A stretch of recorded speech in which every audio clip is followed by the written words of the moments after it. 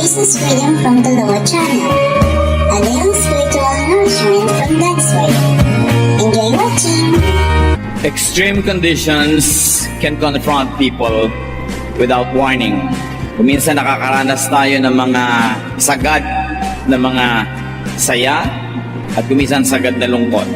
People can get through extreme pleasure or pain, extreme comfort or suffering. How do we deal with life's extremes? And how can we apply the glory, the power of God to extremes that happen in our lives? Nakakaranas tayo niyan. At kung hindi pa, makakaranas. Darating at darating. Ecclesiastes 3:1-8. The words of the wise King Solomon. Everything on earth has its own time and its own season. There is a time for birth and death, planting and reaping, for killing and healing, destroying and building, for crying and laughing, weeping and dancing, for throwing stones and gathering stones, embracing and parting. There is a time for finding and losing, keeping and giving, for tearing and sowing, listening and speaking. There's also time for love and hate, for war and peace. Coming from the pen of the wisest man that ever walked the face of the planet, there is so much lesson from Solomon's teaching about time. That life is made up of extremes and everything else in between. Hindi naman tayo laging nasa extreme, may gitna. Madalas nasa gitna, nasa pagitan ng mga extremes. At any given time, you are at some point between extremes or in extreme points themselves. And it's very clear that everything has its time. Ang pagdaan ng panahon ay parang nakasakay ka sa mga kamay ng orasan. Hindi pwedeng bumaba, dadaan sa dapat daanan, mararanasan ang dapat danasin. There is time for everything. Ecclesiastes 3:9-11. What do we gain by all our hard work? I have seen what difficult things God demands of us. God makes everything happen at the right time. Yet none of us can ever fully understand all He has done. And He puts questions in our minds about the past and the future. It takes a lot of reflection to be able to arrive at these observations. Kailangan mahaba na ang naging buhay mo. Hindi ka masyadong bata pa. Kailangan marami ka na ring buhay na nakita, napanood, sinuri, para masabi mo na wala namang katuturan ang maraming ginagawa ng tao, pero hindi mo naman maiwasang hindi gawin. Mahirap daw ang itinalagang buhay sa atin ng Diyos. May mga ginagawa siya sa tamang oras sa kanyang itinakda, pero hindi naman natin laging naiintindihan lahat. At binibigyan niya tayo ng mga tanong na hindi masagot-sagot, mga tanong tungkol sa nakaraan at sa panahong darating pa. And Solomon says that all that happens is designed, managed, allowed by God. Lahat.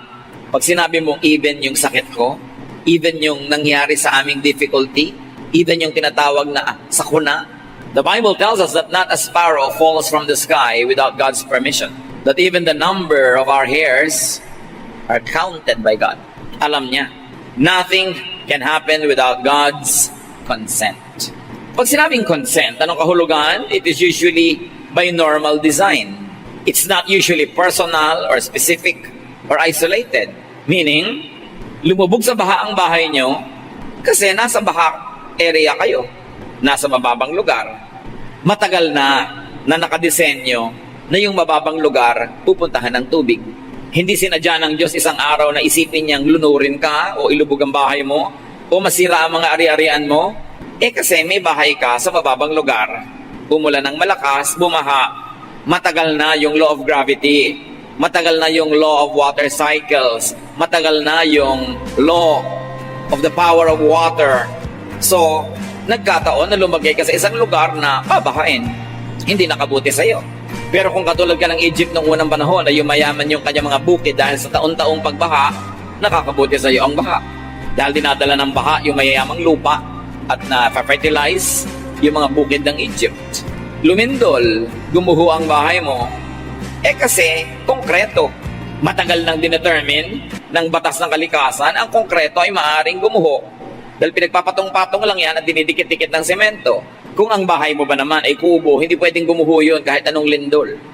Pero yung kasi ang bahay mo nung oras ng lindol, nangyari sa'yo. Nagkaroon ka ng sakit sa baga, kasi naman nandun ka sa lugar na may mga hahawa sa'yo, sa oras na nakakahawa siya at natanggap mo yon, meron kanyan. Ang ibig natin sabihin mga kapatid, na normal design at hindi personal and specific, hindi nag-iisip ang Diyos kada minuto kung sinong bibigyan ng sakit, sinong papagalingin, sinong masusunog, sinong hindi masusunog, sinong malulugi, sinong tutubo sa negosyo. Kasi marami ng batas ang kalikasan, marami ng batas ang pakikipagtalastasan ng tao sa mga halaman, sa mga hayop, sa laws of gravity and laws of nature. Yan nangyayari ang mga nangyayari. At sabi sa verse 9 ni Solomon, what do we gain by all our hard work? Hard work at what? No one gains anything, especially by working hard in trying to defy this arrangement. In trying to defy what happened, what will happen, or what is happening. Marami daw nasayang na oras, lakas, panahon, kung wala tayong gagawin kundi makipagtunggali, lumaban sa hindi naman pwedeng labanan. Pipilitin nating palitan yung nangyari na, o naapi ka na nung bata ka. Hindi na pwedeng palitan. Hindi mo na mapapalitan. Pero pwede mong palitan yung attitude mo ngayon. Nalugi na kayo, naubos na yung pera mo, kahit magbangayan kayo mag-asawa, magsisihan, nalugi na kayo, hindi nyo na mapapalitan yun, tapos na. Yung iba naman, nag-aalala ko anong darating pa. Parang hindi pa sapat yung mga problema ngayong araw na to, iniisip pa yung mga hindi pa nga dumarating. Samantalang hindi mo naman alam kung paano darating, o kung darating nga ba. At kung dumating, anong korte, anong weight, anong shape, anong color, hindi mo naman alam. Kasi sabihin, sayang na mga oras sa pakikipagtunggali. Hindi ka pwede makipagtunggali sa kahapon kasi tapos na yon. Hindi ka pwede makipagyera sa darating pa dahil wala pa siya. At ang pwede mo pa lamang na salihan yung ngayon. At ganun pa man, maraming hindi ka rin pwedeng ibahin. May pwedeng maiba.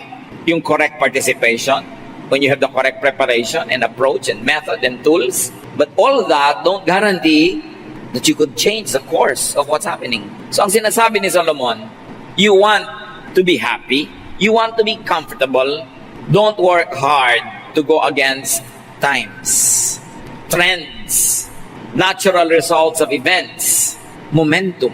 Pag meron talaga isang sumisikat, papayaman, hindi mo talaga makontra. So huwag ka na mangontra. Kumbaga, sa layag ng kanyang bangka, doon umiihip ang hangin. So siya ang nakakarating kung saan-saan. The trade winds are blowing her direction. What's the point in trying to fight that? Yung mga trend, yung mga sobrang sentimental, laging nakatali sa kahapon, walang gustong gawin kundi i-revive yung tapos na.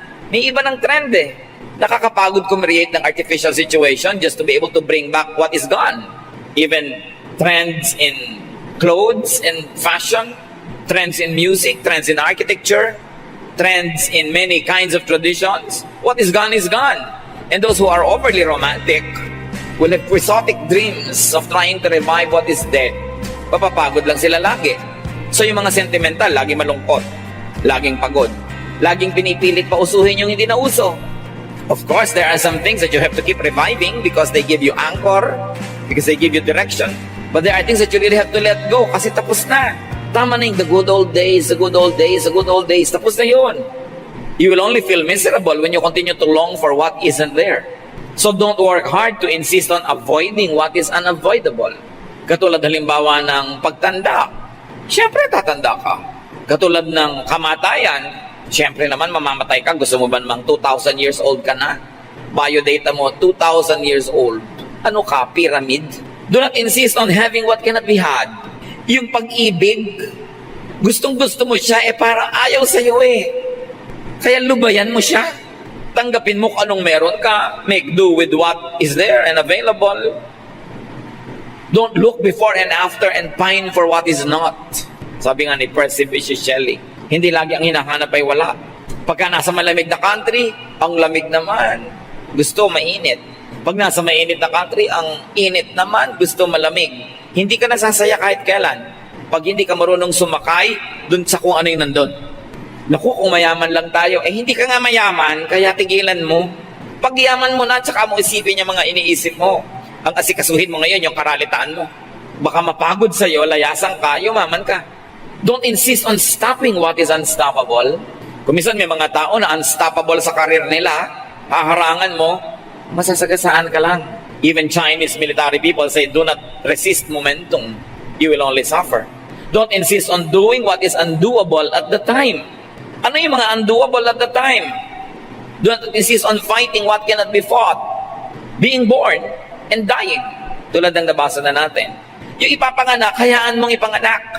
Kay tao yon, kay pusa, kay ideya. Huwag mo nang pigilin, ipapanganak talaga yon. Even ideas. At yung mamamatay na, payagan mo namang mamatay. Kasi, nakashare na siya sa buhay. Kaya yung mamamatay na yon ay halaman, matanda na eh. O pet, o isang pangarap, isang tradisyon, isang uso, panapanahon. At kumisan masakit man kahit tao. Kung talagang nakatakda na, luwagan mo ang kalooban mo at pakawalan. May mga hindi dapat labanan yung panahon ng planting and harvesting. Para madalian ka sa buhay, magtanim ka kung planting season. Kakampi mo yung nature, kakampi mo yung ulan, kakampi mo lahat.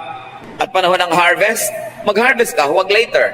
Alam nyo ang mga farmers, they harvest at the right time, lalo palay.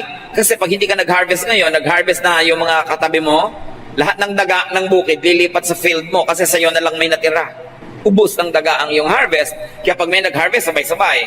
Kasi harvest time. Pag may nag-plant, sabay-sabay. Kasi doon tama yung panahon, tama yung klima. May panahon.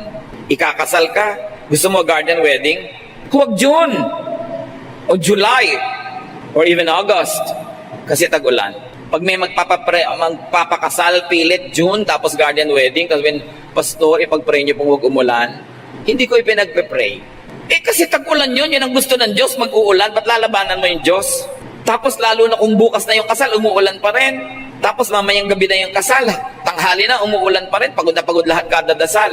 Nag-schedule ka ng June, pasensya ka. Ba't mo nilalabanan yung hindi mo dapat labanan? So ilagay mo yung kasal mo, Disyembre, Enero, kung gusto mo na garden, mas malaki yung chance. O kaya, ang gawin mong trahe de boda, kapote. Nakapayong kayo lahat, nakabota, di umulan, hindi, okay lang. Pero lalaban ka. May panahon ng killing daw or healing. Like killing germs. Siyempre, dapat pinapatay mo yan, di ba? May panahon din killing your own desires. Kasi wala sa lugar, wala sa panahon. May panahon din ng pagpapagaling. Times for destroying and building. Hindi na pwede, condemned na, it is to be destroyed. You have to build again. Be that a material thing or an idea. There's a time for crying or laughing. Pagka nakakaiyak, di umiyak ka. Ang hirap-hirap nung namatayan, ayaw umiyak dahil Christian. May ganun ba? Kasi ina-expect pag Christian, hindi umiyak. Parang hindi yata realistic yun. Nalulungkot ka, di umiyak ka. Ang hirap yatang labanan yung luha para sasabog ang dibdib mo. At nasubukan nyo bang magpigil ng tawa dahil wala kayong kasama? Pero ang daming tao, tapos natatawa kayo. Pag ipipigilin, di tumawa kayo, malay nyo makitawa yung iba. Sa natatawa ka eh.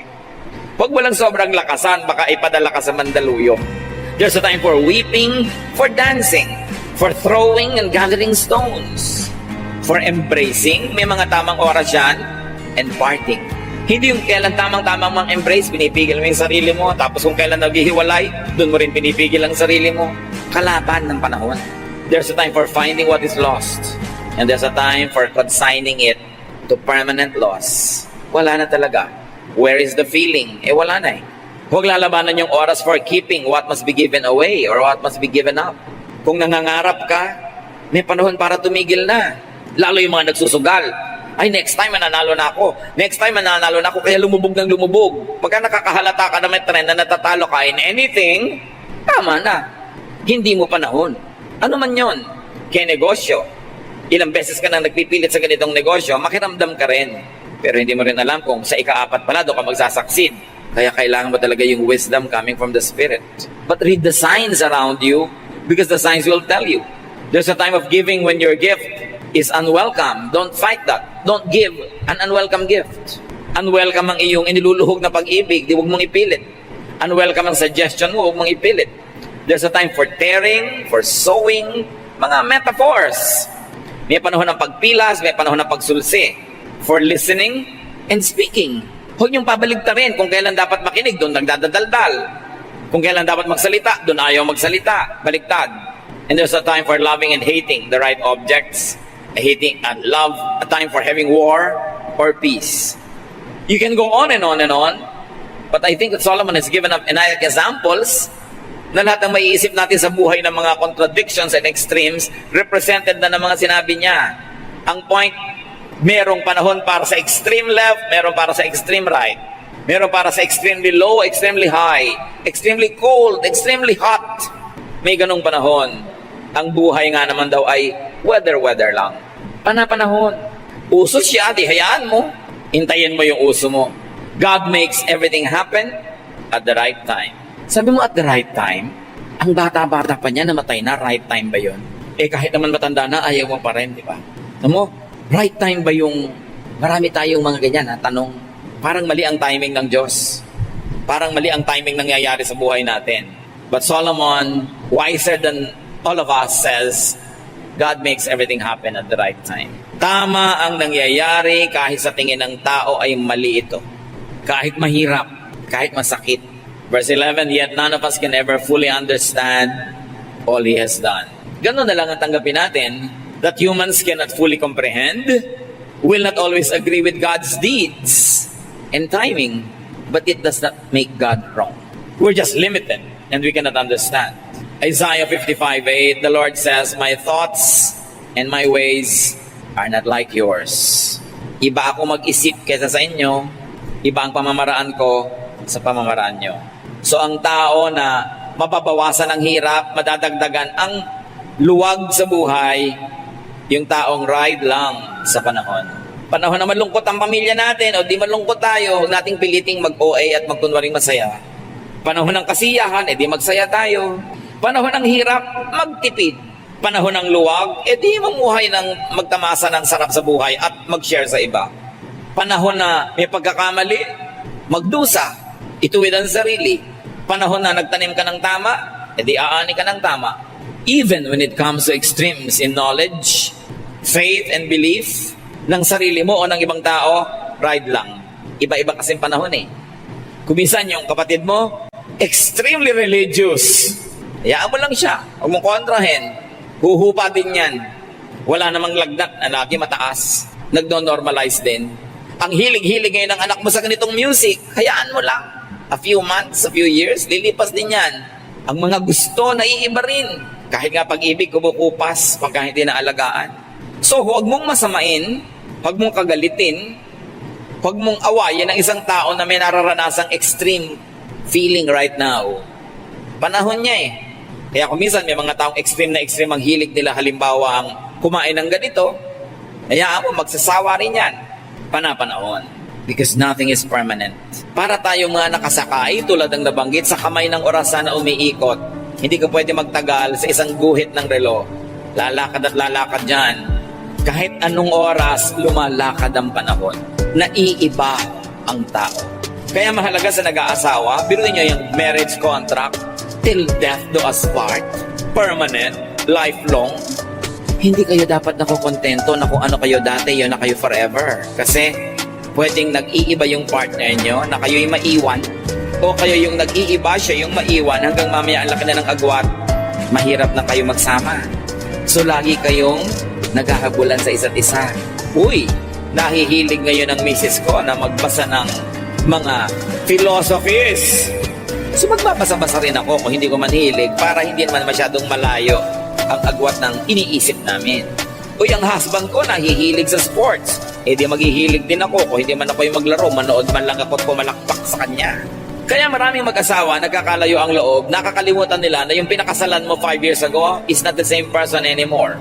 Na yung pinakasalan mo today will not be the same person 20 years from now, because change is always happening. And when you don't change together with the person that you love, together with your partner, you will wake up one day realizing that there is now an unbridgeable chasm between the two of you. Na may agwat na hindi na matawid-tawid. Magkasama na lang yung katawan nyo sa isang bubong, pero magkalayo na ang inyong isip, at dahil doon, magkalayo na ang inyong puso. May pananagutan ng pag-aasawa. You keep abreast with your partner. Kung ang bilis mo, medyo magbagal ka, hintayin mo siya. Ang bagal mo, magbilis-bilis ka para magsabay kayo, hindi man eksakto, pero hindi malayo. Napapalitan. Katulad ng masyadong mga hot na hot sa pagiging Christian nila, ng mga bagong Christians. Talagang gusto makipagdebate sa lahat ng debate. Gusto talaga iligtas ang lahat ng tao sa planeta. Panahon. And then humuhupa-hupa rin. Nagno-normalize. Kung nangyayari sa kapwa nyo, lalo sa mahal nyo sa buhay na nasa extreme ngayon, sakyan nyo lang. Huwag nyo banggain kasi may momentum, may energy. Mapapagod kayo pareho. Baka ang maging ending pa, magkasira kayo. Basta hindi masama yung extreme niya, hindi yun magtatagal. Bisan habang pinipigil mo pa nga, lalo pang magkikigil yan. So pagbibigyan yung isa't isa, naiiba-iba ang hilig. Naiiba-iba dahil naglalayag ang kaalaman, ang awareness from point A to point B. Pagdating sa point B, lilipat naman yun sa point C. Walang katapusang lipat yan. And it's exciting. It makes people more interesting. You don't meet a cousin for 2 or 3 years and afterwards na-realize mong, wow, may naitayo pala siyang monumento. May kinarve pala siya na sculpture. May nilikha pala siyang awit o kanta. May naimbento siyang recipe. May naiba. It makes life very interesting. Hindi walang dapat asahan na, ay, nagbago na siya. Hindi na siya ma-reach. Natural dapat siya magbago. Kung sobra ka na pag-iwanan, ayaw mo magbago yung mga tao para hindi makitang ibang-iba sila kaysa sa'yo. Kaya dapat ini-improve mo rin yung sarili mo. Kung hindi mo na ma-reach yung tao dahil umasenso, problema mo yun, hindi mo na pa-asenso yung sarili mo. Kasi kung umasenso ka rin, hindi magkaka-reach saan pa rin kayo. Hindi mo ma-reach dahil mataas ang narating niya, ikaw wala narating. Tapos mamasamain mo, nag-iba na siya. Hindi na ma-reach, kailangan pa may appointment. Yung mga reklamo yan, ang mga naiinggit na kamag-anak, yung kailangan pa may appointment. Pero pwede mo sabihin, wow! Big time na talaga yung pinsan natin. Kailangan makipag-appointment tayo kasi ang dami niyang makahalagang ginagawa. Hindi pwedeng masakalad ka rin. Kung positive ang attitude mo, ikakatuwa mo yon. Lalo mahal mo sa buhay yung hindi na ma-reach.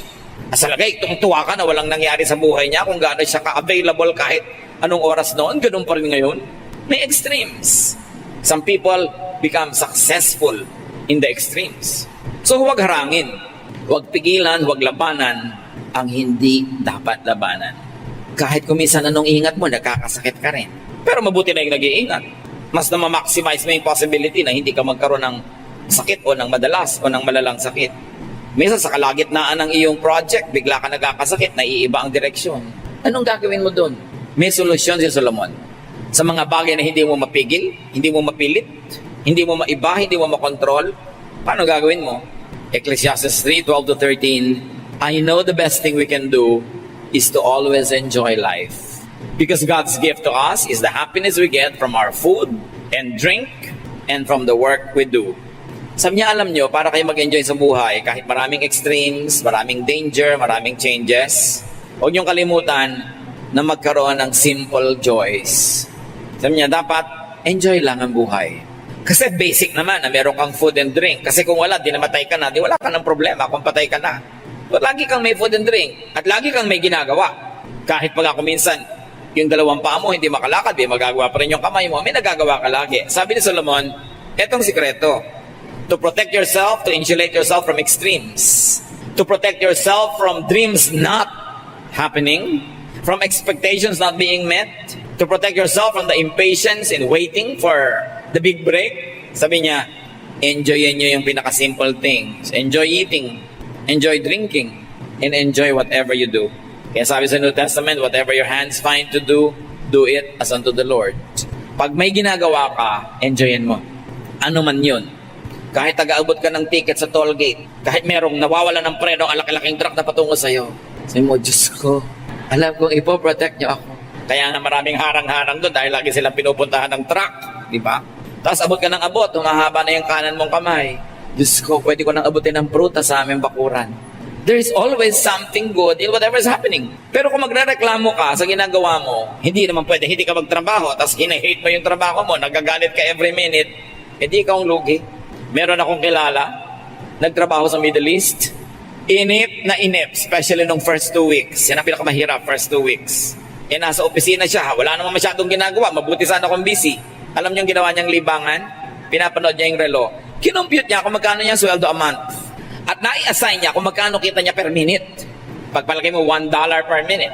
Tuwing nakaka 1 minute niya, $1. Nakaka $2. Napalipas siya maghapon ng kagawi. Uy, dami pera ko. Uy, may invento ka ng saya. Yun siguro ang gustong sabihin ni Solomon, umimbento ka ng saya with whatever little thing you have. At ang naging metaphor niya, talinghaga, food and drink. Dahil lagi namang may food and drink, kasi nga kung wala nun, hindi patay ka na. So enjoyin mo kung ano yung nandun. Enjoyin mo kung anong trabaho mo. Make the most of what time gives and what time allows. May sakit ka, kailangan mo magpagaling ng isang buwan sa ospital o sa kama. Magrereklamo ka, di lumungkot ka lalo. Pwede ka mag-isip ngayon ng ano ba may enjoy ko habang nakahiga rito? Anong pwede kong gawing aliwan? Anong pwede kong gawing project? Alam ko na. Ipagpe-pray ko lahat ng naging classmate ko mula nung kindergarten. Iisa-isahin ko mga pangalan nila. O di siguro bago mo maubos yun, galing ka na. Kung ipagpe-pray mo pa lahat ng kamag-anak mo. That's the least you can do. Be still and pray. And even that is worship. Even that is ministry. Kung yung kamay mo, pwede pa mag-drawing, nakakapag-computer ka pa, makakapag-Facebook ka pa halimbawa, pwede ka mag-text. Ang daming nagagawa ng tao, bakit magre-reklamo kang ang hirap ng kalagayan? Nakita nyo yung mga nakakulong sa mga bilibid, sa dami ng oras nila, nakakagawa ng barko sa loob ng bote. Magagawa nyo ba yan kung malaya kayo? No. So, hahanap ka. Dapat gumawa ka ng paraan para ka sumaya. Pag malungkot ka ng 1 oras, 2 oras, baka hindi mo kasalanan. Pero pag 1 linggo na yan, may pananagutan ka na. 1 buwan ka nang malungkot, ikaw na ngayon ang nagpapaperpetuate ng lungkot mo. Kailangan itaboy mo yan. Kailangan may gawin ka. Ibahin mo iniisip mo, ibahin mo kinakain mo, ibahin mo yung routine mo, ibahin mo takbo ng iyong utak. Pero hindi pwede na magrereklamo ka lang na magrereklamo. Sayang ang panahon. Sayang ang oras. So find enjoyable work when you can. Or, when you cannot choose your work, find enjoyment at work. Isa lang yan, umimbento ka ng saya. Saan ka man naroon? Enjoy the seasons. Kung nasa bansa ka na 4 seasons, huwag ka magreklamo. Ay, pollen time na naman, magkaka-allergy na naman ako. Find a reason to enjoy the season. Kasi hindi mo naman kayang palitan. Pwede ka namang tanongin, papalitan mo ba yung weather? Kaya mo? Hindi. Di palitan mo lang yung attitude mo. Bakit ka makikipaglaban sa hindi mo kaya? Enjoy the climate. Enjoy the weather. When you anchor your happiness on the weather, kawawa ka. Kasi paiba-iba yun. Kaya ano man ang mangyari, maghanap ka ng ikakasaya. Kahit kuminsan extreme, kuminsan ipinaglalaban mo halimbawa, mahal sa buhay na nag-aagaw buhay, nasa ospital, ang tagal-tagal ng gamutan, hindi naman sa pagiging makasarili, pero pag kinuha na siya ng Panginoon, ang totoo nun, ginhawang mo na rin yun.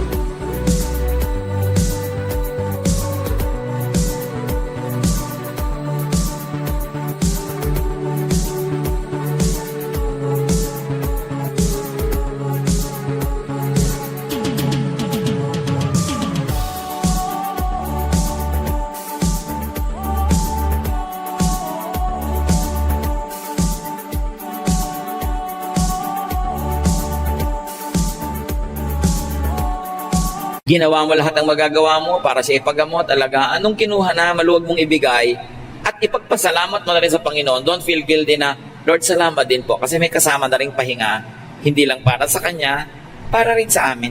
Hindi mo naman siya ipagtutulakang mamatay para makapagpahinga ka, no? Pero ginawa mo na yung magagawa mo, tapos ang naging ending pa rin, binawian siya ng buhay. Huwag mo nang labanan yun. Ang totoo, mababawian din naman siya ng buhay. Kung hindi ngayon, baka next year, baka 10 years from now, darating din yun. Kung dumating na, ano pang mapapalamon na labanan yon? May mga tao nagtatampo pa sa Diyos, nagagalit sa Diyos, dahil daw yung nanay niya namatay. Kailan naman hindi ka magtatampo? Pag 150 years old na yung nanay mo, hindi ka na siguro magtatampo. Pero gusto ba niya yon? Kaya ba niya yon? So, ang sinasabi na Ecclesiastes 3:14, everything God has done will last forever. Nothing He does can ever be changed. God has done this so that we will worship Him. Yung palang mga hindi natin maunawa, hindi natin makontrol, hindi natin makaya, ang dapat ending, worship. Lord, I don't understand you. I won't be angry. I will worship you. It gives me more reason to worship you because you're really above me. I cannot understand you. I cannot change what you want. I cannot undo what you have done. So what will I do? I will worship you. I will submit to your power and majesty instead of fight you, because nothing will happen if I ever try. God acts, we react. Up to a point, we act, and God can react. But most of the time, really, we react. Because whatever action God would like to do, He has already set before we were born. It is pointless to contend with God. Huwag ka na magalit sa Diyos, sa anatomy mo, kung paano ka isinilang, sa naging mga karanasan mo. Isaiah 45, 9-15, the Lord said, Israel, you have no right to argue with your Creator. You are merely a clay pot shaped by a potter. The clay doesn't ask, why did you make me this way? Where are the handles? Children don't have the right to demand of their parents. What have you done to make us what we are? Yan mga tanong. Sabi niya, alam nyo, ako lumikha, kayo nilikha, huwag kayo magreklamo. Marami kong inihandang kasiyahan para sa inyo dahil mahal ko kayo, hindi ko kayo nilikha para pahirapan. Kung nahihirapan kayo at hindi nyo naiintindihan ang ganda nun at beauty nun, tanggapin nyo na lang.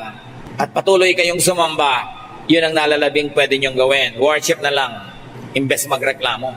Tanggapin ang dapat tanggapin. Ecclesiastes 3:15, everything that happens has happened before, and all that will be as has already been. God does everything over and over again. Diba lahat cycles? Water cycle, paulit-ulit lang yung tubig, babalik-balik. Yung kinain mong papaya, naging bahagi ng katawan mo, tapos naagnas ka later, naging lupa uli, sinipsip uli ng bayabas naman, naging bayabas siya. Babalik-balik ang lahat. Everything is cyclical. Kaya kung gustong sumaya, learn from the rhythms of life. Walang bago. Sabi rin ng Ecclesiastes, there is nothing new under the sun. What is now has been and will be. Again, there is nothing new. So makibagay ka na lang sa panahon. Kung tag-ulan, huwag ka magreklamo, matatapos din yan. Kung tag-init, matatapos din yan. Makiuso na lang, basta hindi sa masama. Huwag laging labanan kung ano yung uso. May mga trend ng music kung minsan that's happening in the church. Some people will resist it and say, no, mas gusto ko yung luma.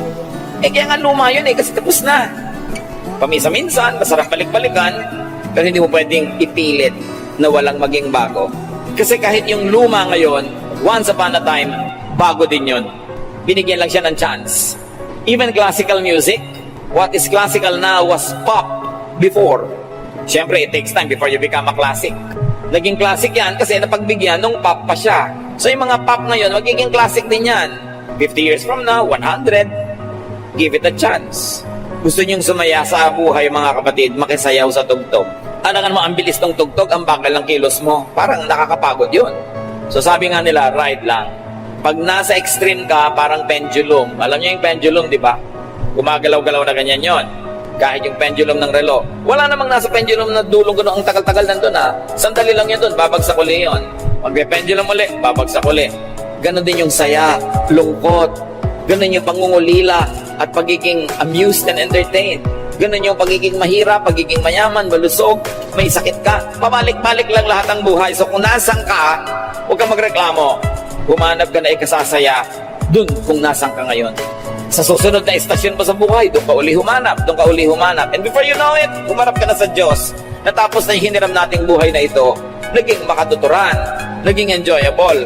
Nagpa-enjoy ka ng kapwa, nag-enjoy ka rin, nagawa mo ang mission mo, hindi yung inubos mo ang lakas mo para reklamo, kalalaban sa mga hindi mo naman kayang panalunan. Just survive extreme times. Kaya pag may nagtatanong sa akin, sa Facebook man, napaka-extreme po ng nararanasan ko ngayon na lungkot. Nandito ako sa Saudi Arabia, etc., etc. What will I do? And I always say, just survive it. Aliwin mo, libangin mo ang sarili mo, lilipas din yan. Gustong-gusto ko na po umuwi sa Pilipinas, 2 buwan lang yan. Pagkatapos makaka-adjust ka na. Lampasan mo lang. Iniwan po ako ng boyfriend ko, parang mabibiyak ang ulo ko. Hindi mabibiyak yan, matibay yan. Para pong pinupunit ang puso ko, OA mo, hindi ang papel. Lilipas din yan. At pag natauhan ka na, magpapasalamat ka pa nga, ipagdiriwang mo yung araw na ito na iniwan ka niya, pag natauhan ka na. Namimiss mo lang naman dahil in love ka pa. Pag nawala na yung love mo na yan, maglang makikita mo lahat yung mga kapintasan niya at magpapasalamat ka pa. Yung mga ililibigang asawa, isama mo na ako, isama mo na ako. Sige, sama ka. Di naman tatalon sa hukay. Sabi mo, huwag kang mag-inarte. Gagraduate ka rin dyan. Wala pang 6 na buwan, may boyfriend na, byuda. People recover.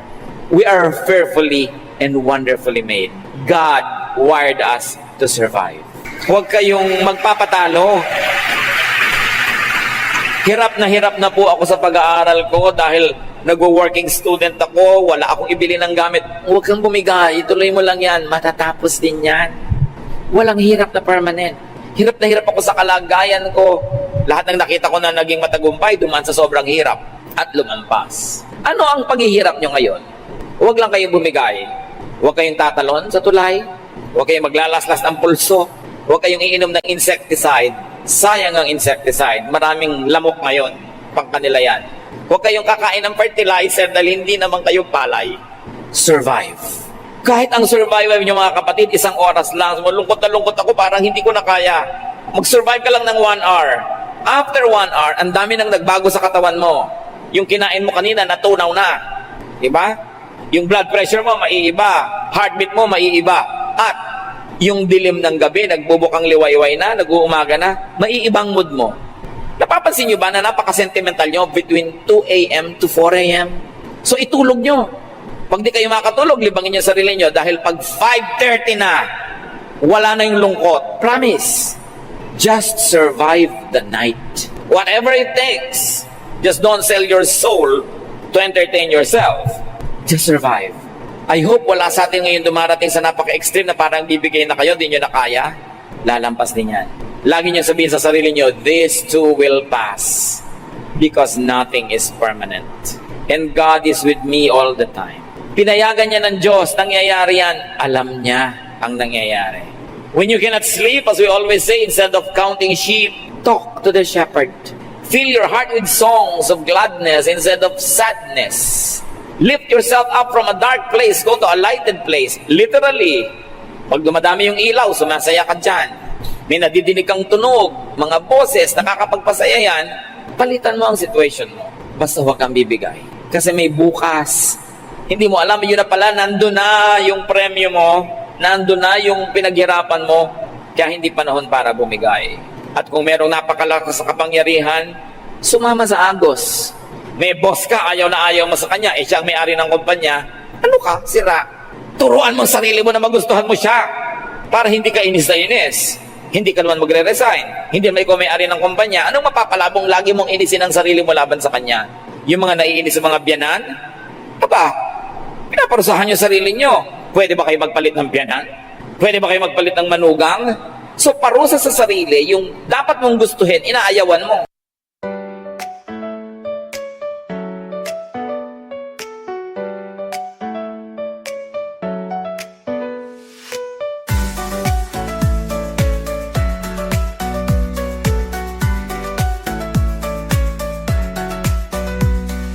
Raindrops falling down my face like tiny tears in a happy chase. Hopping through the puddle sea, colors dancing wild and free. Skies are gray but I don't mind. Cool raindrops on my skin I find. Kicking off my Saturday, watch the clouds just drift away. Rainbow in the rain, what a sight. Colors shining oh so bright. Dancing in the street.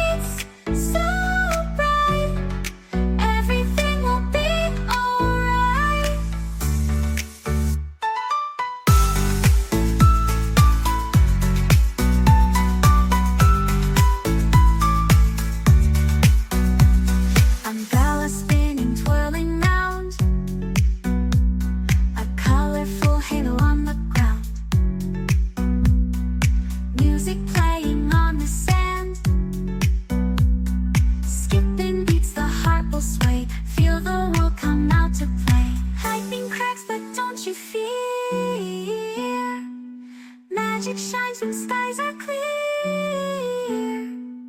Raindrops whisper secrets true. A hidden beauty shines right through. Rainbow in the rain, what a sight. Colors shining oh so bright.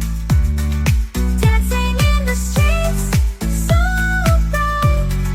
Everything will be alright. Raindrops falling soft, peeks through. Rainbow magic, me and you. Smiling faces, hearts, alright. Everything will be alright.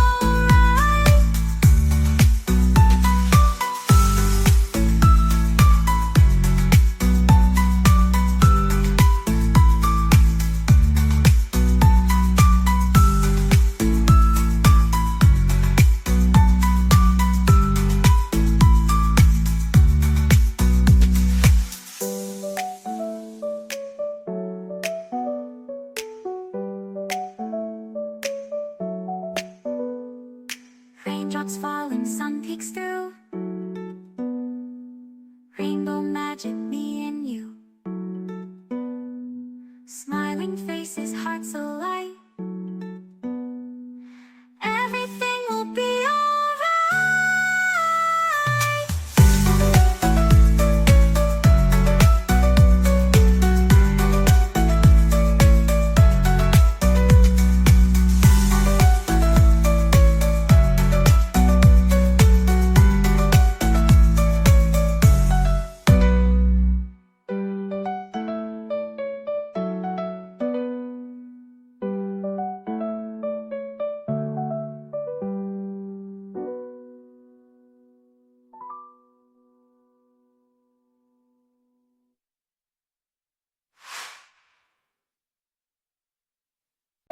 Yun ang sinasabi ni Solomon. Be happy with what you drink or what you eat. With the basic things. You cannot always create your life, but you have a way and you have a say in shaping of your daily life. Sabihin nyo, savor the moment. Minsan lang kayong dumaan sa isang punto ng buhay at kahit kailan di na kayo dadaan uli doon. Lugi naman kayo kung puro lungkot, puro reklamo at hirap lang ang naaalala nyo tungkol doon. Maghanap ng saya.